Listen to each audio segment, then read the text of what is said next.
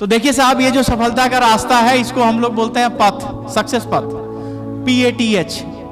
4 word है। पथ मतलब रास्ता, और वो रास्ता जो सिखाया गया है कि ऐसे ऐसे चलना है, plan, follow up, closing, objection, solution, ये आपको करना है। बावजूद इसके इन 4 वर्ड्स को आपको ध्यान में रखना पड़ेगा। समझ पा रहे हैं? इस रास्ते को ध्यान से समझिएगा।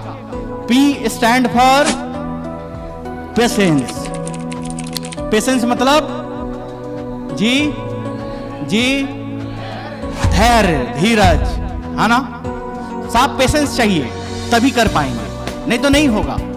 अगर कोई सोचे कि साहब मैं सोचूं कि भाई मैं MBA हूं 2 फील्ड में, पहले, अब उसकी जरूरत नहीं पड़ती है, पहले पड़ती थी, तो 2 फील्ड में MBA हूं तो मैं समय से पहले हो जाऊंगा, शायद नहीं, है ना? पेशेंस क्यों चाहिए?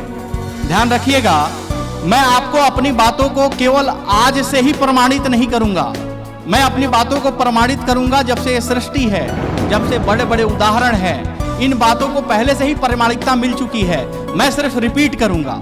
आपने सुना है धीरज, धर्म, मित्र और नारी, आपत्ति काल परखिए चारी, हाँ या ना?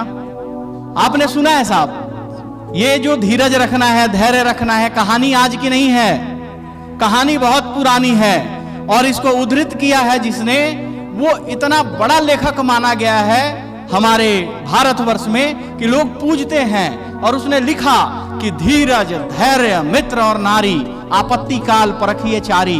और उसी धीरज और धैर्य पे अभी बात होनी है। अब हम लोगों ने 3 जनरेशन को देखा, अपने आप को, पिताजी को और दादाजी को। इन तीनों जनरेशन ने साहब काम किया, हाँ या ना? तीनों जनरेशन का टोटल वर्किंग आवर अगर साल में निकालें तो ऑन एन एवरेज 100 साल निकल जाएगा।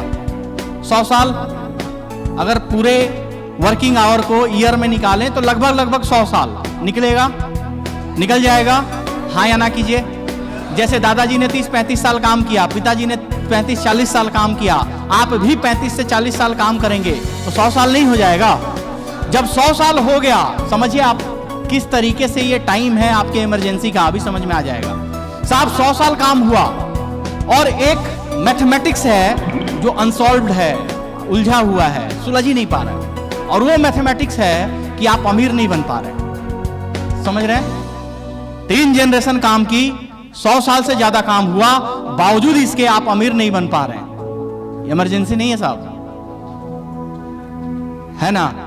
और आप इतने धैर्यवान हैं कि 100 साल से धैर्य रखे हुए हैं।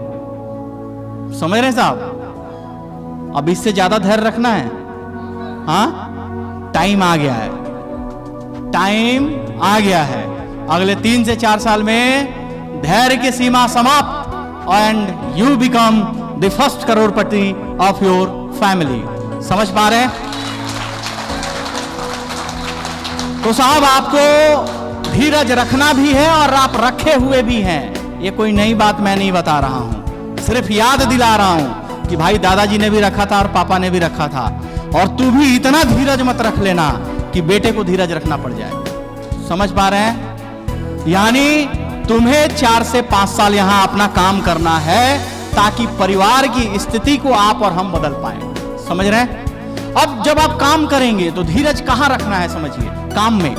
काम में आपको सफल होने के लिए धीरज नहीं रखना है।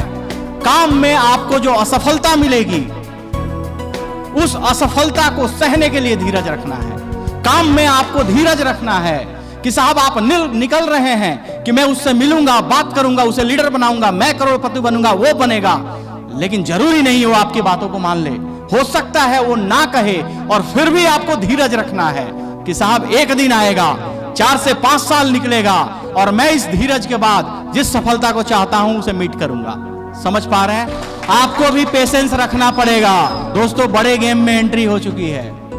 अब तक आप गली वाला क्रिकेट खेल रहे थे, अचानक आपको ला दिया गया है ईडन गार्डन में। समझ रहे हैं? अब मुद्दा यह है कि आपसे ओपनिंग बैट्समैन बोलने के लिए नहीं बोला जा रहा है, बोला जा रहा है कि बेटा इस ईडन गार्डन के अंदर रहना, सबसे बड़ा स्टेडियम है। भले ही तू अभी बॉल पकड़ने से शुरू कर बाउंड्री लाइन के बाहर, लेकिन रहना स्टेडियम में, फिर आना बाउंड्री लाइन के अंदर एज ए फील्डर, फिर आना बॉलर, कीपर, बैट्समैन, और उसके बाद बनना धुएंधार बल्लेबाज विराट कोहली, सचिन तेंदुलकर। समझ रहे हैं? इसके लिए आपको टिके रहना पड़ेगा। तैयार हैं टिके रहने के लिए? अब आएगा एटीट्यूड।